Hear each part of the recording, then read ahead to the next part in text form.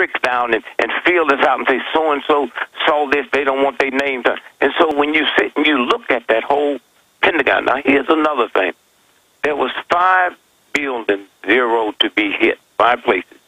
The World Trade Building, the White House, the Pentagon, the Sears Tower, and the big bank out there in San Francisco. Now, here's something that's interesting.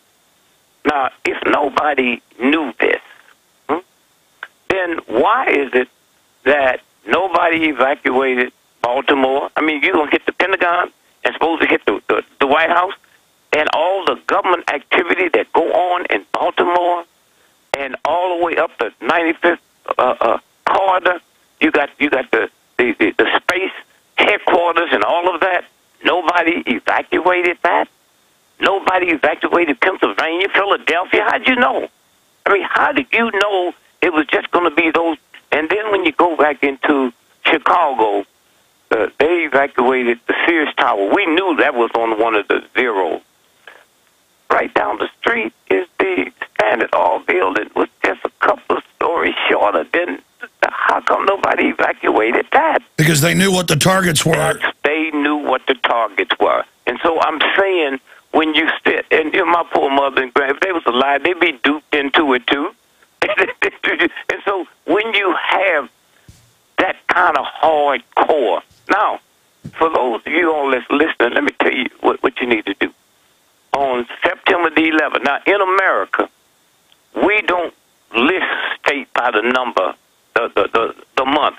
We say September, Halloween, October 31st. Why they use a number for that one? Because it's 911, and anytime you don't say September the 11th and you say 911, it tells the brain to be scared, okay? That's right. For instance, if any of you all listening walked into your house this evening and someone was on the phone, your mother, your father, your wife, your children, and you said, who are you talking to? I just dialed 911. What kind of look comes over your face? Listen, when I see 911 on a clock now, I see it as an ill omen. They did it as they even picked a number to program everybody. The passports magically survived. Hijackers trained at U.S. bases. But I got to go back here because I hadn't heard you talk in this much detail about what you just discussed. Dick Gregory, a civil rights icon, is our guest if you just tuned in. But there is something of what you speak on record. Mayor Willie Brown. Yeah, wait, wait. He admitted that he got warned. No, let me handle that, would you? All right. That's what I was getting ready to tell your listeners. Pull up the San Francisco Chronicle on September the 12th, the next day, September the 12th. And that's where they had a front page story where Willie Brown had been told by his bodyguard not to take his flight into New York City that Tuesday. Now, I don't have no problem with that. I got a problem with this. When a reputable newspaper, as far as newspapers are concerned, not one other newspaper ran that story, It slipped through that he was told don't fly September 10th on September 11th, and the reported person that told the bodyguards that made the call was Condoleezza Rice. Hey, we all knew that, huh? Wow, well, right there, don't fly to New York, but they didn't know anything about the attacks. But no, that don't bother me. What bothers me is who told the New York Times. They print stories out of papers. I thought, man, if a pimp walk up there, if the San Francisco Chronicle report a pimp shot 5 prostitutes to death and beat their mothers to death, that story would run all over the world. Okay? Yes. Now, how come not one newspaper ran that story? Okay?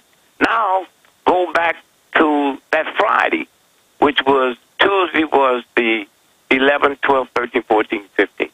The Friday, San Francisco Chronicle, the ex-Secretary of State, George Schultz, said he knew 7 days before. That's right. The front page story. Okay, so we're not talking about a mayor.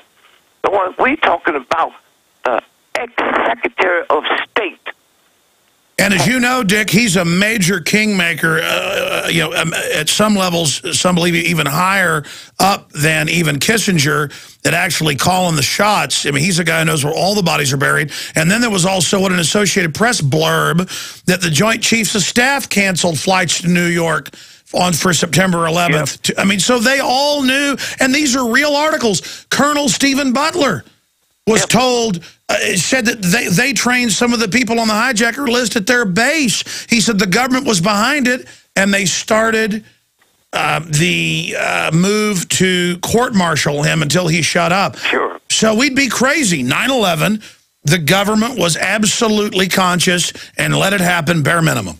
Well, you know, here's what they'll do. They'll come out 50 years from now and admit certain things, and then people overlooked it and this and that. But now let me just show you something else. I had a friend of mine. I said, do me a favor. I want you to look at all the flights on a 5-day period, Monday, Tuesday, Wednesday, Thursday, Friday. Look at it for 2 years. All your major flights coming out of Hartford, Connecticut, going to the West Coast. Coming out of Boston Airport, going to the West Coast. Coming out of Kennedy, going to the West Coast. Coming out of Philadelphia, direct nonstop flights. Coming out of Washington, D.C., Dulles, going to the West Coast. And here's what we found out. We found out that on a Monday, Tuesday, Wednesday, Thursday, Friday, that if you wanted to book a first class from any of those airports going to the West Coast, because you gain 3 hours, you gain a whole business day, you have to book about a month in advance to get first class, about 3 days in advance to get a seat on coach. That's every one of them flights. That day, all of those flights from Boston, going to San Francisco, going to L.A., from Philly Airport, from Kennedy, from Washington, D.C., all of those flights was about 34% full. Yes. Okay? So I'm saying when you sit and they all got tipped off. That's why there were kids locally saying those towers won't be there next week. Yeah. I mean, this was everywhere. And then there was that weird base in, it was up in Nebraska, where hundreds of CEOs had been told, come to a special meeting a week before, and then they closed the hangar and showed them some video, and they all came out freaked out, and Warren Buffett was running it. I mean, you're talking about weirdness. Well, very seldom somebody would tell you something that you don't know. But if you don't know this, look at this and tell your folks, those little training, where those Arabs were supposed to have gone taking their training in Florida. Yes. Those schools is owned by Warren Buffett. Did you hear me? No, I didn't. All right. I mean, I heard you. I didn't know that. Okay. That was owned by Warren Buffett, right? Now, let me just tell you something very interesting. Do you remember Martha Mitchell? Yes. She was kidnapped, right? Yes. And then a week later, she died from some kind of strange cancer, right? Yes. Now, anytime you can kidnap the Attorney General's wife, of the United States, when you become the Attorney General of the United States, you're the #1 cop in the world because America is the #1 mightiest power on the planet, okay? Now, when you can kidnap the Attorney General's wife of the United States, and as we talk right now, brother, nobody's ever been arrested for that kidnap? Huh? Did you hear me? No, you're right. Okay, now, why was she kidnapped? Because she heard her husband and a bunch of the old white boys sitting around in their living room with their cognac talking about when the World Trade Building was going to be blown up. She was outraged. She wasn't in the room. This was the white boy meeting.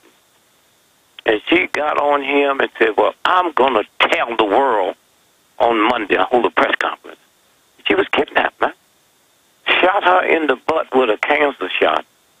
And she died. And we keep paying our rent, and we keep doing this and looking at all this old crazy kind of stuff and don't know what's really going on. And so, consequently, when you sit and look, now, while I was watching this, the people started getting tired and they started making mistakes. Now, ask you a question now. If that building has, 55 or 1,000 people who worked there in the World Trade. And by evening, there's over 120,000 people in the building. People coming there for business, coming for to view and all that. Now, around the corner, a block and a half around the corner, is Fire Station 7, something like that. They go there every day, year-round, a minimum of 50 times, maximum of 75. Why? Because if your smoke detector blow out, you can get a fuse and put in it. But because of the insurance on a building like that, the amount of people that's in there, you can't do that. You have to call the fire department, and they'll send someone there. You get a bill for it to put that fuse in and then clear that it's working, okay? So I'm going to say this again. That fire station, a block and a half company, go there a minimum of 50 times every day, a maximum of 75. On September the 11th, there was 343 firefighters killed. That's not counting the ones that was injured. That's not counting the cops. Just firefighters. Not one firefighter was killed and injured from number 7, a block and a half. Okay? A block and a half from the World Trade Building. Not one of those firefighters was injured or killed. Did somebody know something? I mean, firefighters came from all over the city, and many of them died or was injured right around the corner. Nothing. And so when you sit and you think about, you know, how it works and how many... So I'm watching it. I'm looking at it because I know what they do. I'm looking at it, and I'm looking at it, and then they start getting tired. And then I heard CNN interview a guy, and he says, where were you when this happened? This was a day later. I said, well, I was, I'm going to school to be a first responder, and I got about 6 months, and then I heard this awful noise, and I started running towards it, and I open up this door, and I go in there, and there's about 100 FBI and Homeland Security people there. There. Said, what do you mean? Said, I wondered how they got there that quick.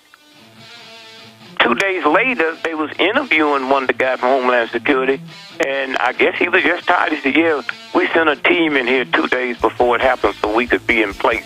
Yeah, that was Kennedy. And then he said, that was a mistake. And later it was confirmed the whole drill that was used to cover up wiring the buildings was called Tripod 2. And they'd already moved out of all the buildings, their own offices, to run the drill from the end of the pier, blowing it all up.